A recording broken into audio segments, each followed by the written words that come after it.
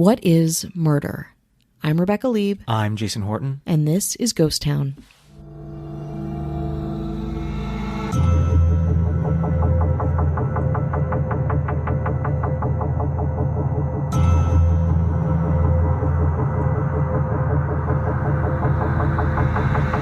Paul Curry gained notoriety on the game show Jeopardy in 1989.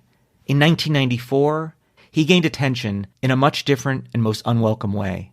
Paul Curry was a training consultant from Laguna Hills, California. He was on Jeopardy over the course of 3 episodes in March 1989.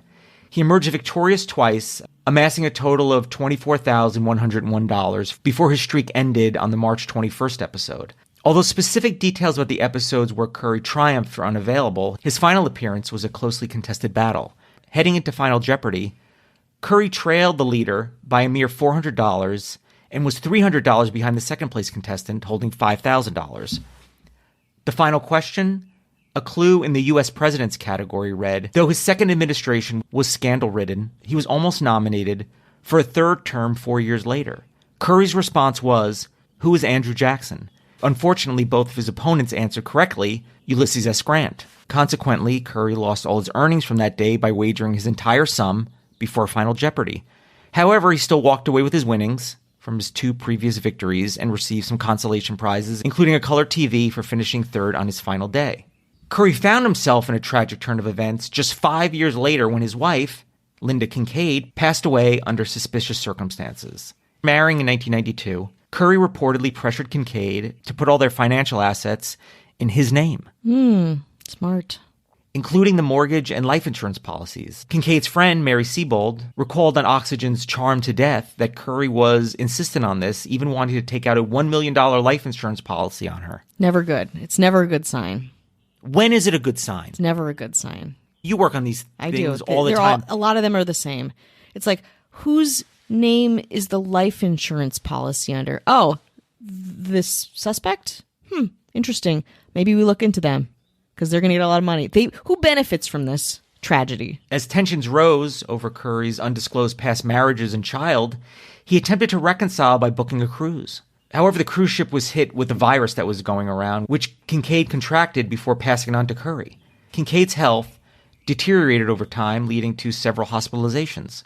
Siebold, who stayed with the couple during this period, became suspicious after finding records of Kincaid's finances and life insurance in Curry's possession. Kincaid's health took a critical turn on New Year's Eve, leading to her hospitalization. A nurse later discovered a needle puncture in Kincaid's IV tubing, suggesting foul play. I feel like it's not very low-key to like puncture an IV. Like even like a small thing. It's like draining into, I don't know. I feel like I don't know if in 1994...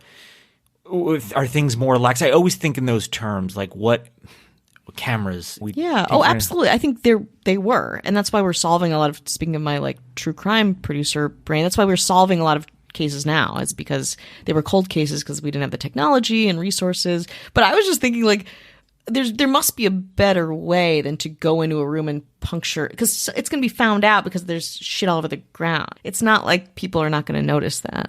Curry reached out to Siebold for help in June 1994, claiming Kincaid was in poor health.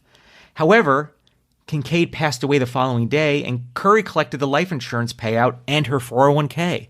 Speaking to detectives from her hospital bed, Kincaid acknowledged the possibility that her husband was out to get her. Wow. More on that after the break. Kincaid died in 1994 at age 50. Curry, who was 37 at the time, collected more than $500,000 in life insurance and other benefits after his wife's death. He requested his first payments the day after her funeral. God. And within 6 months, bought himself a Cadillac. Jesus Christ. In 2002, the Orange County Sheriff's Department was able to review tapes of Kincaid suggesting that her husband might have motive to kill her. Years have gone by. I know. It's so frustrating. They dug deeper into Curry's past. Aside from how he claimed to work at several nuclear plants despite never earning a college degree. I guess it's possible, but also... What are you doing there? Are you a physicist? I mean, he was on Jeopardy, so I assume he has some kind of acumen. Like, he must... Yeah, he probably... I mean intelligence and college degrees aren't in tandem necessarily, but... Yeah. He was... obviously diabolic. He was, he had a lot of critical thinking that he was always doing. The shadiest part of his past is when Curry allegedly tried to poison his second wife. Oh my God. Who also suffered from a mysterious symptom for over a year. Enough. The ego that you could get away with that twice, too. In 2007, evidence showed that Curry had been slowly poisoning Kincaid over the course of a year before he finally slipped her a powerful sedative and injected her with a fatal dose of nicotine behind her ear. Jesus. A slow burn murder. Yeah, God, that's when you're not trying to just get it done at that point. You kind of take pleasure in the process, which is vile.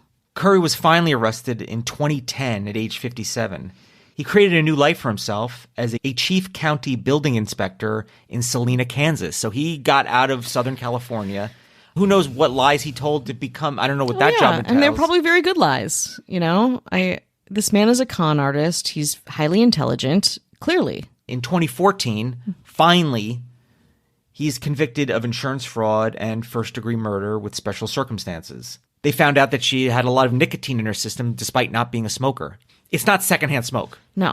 Also, where do you get all that nicotine? And maybe melt down a nicotine patch? I don't know. Jesus. Or a lozenge, maybe? So fucked up.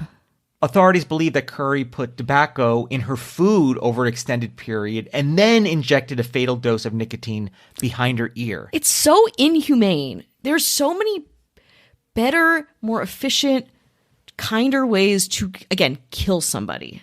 It's so brutal. Curry is now serving a life sentence without the possibility of parole.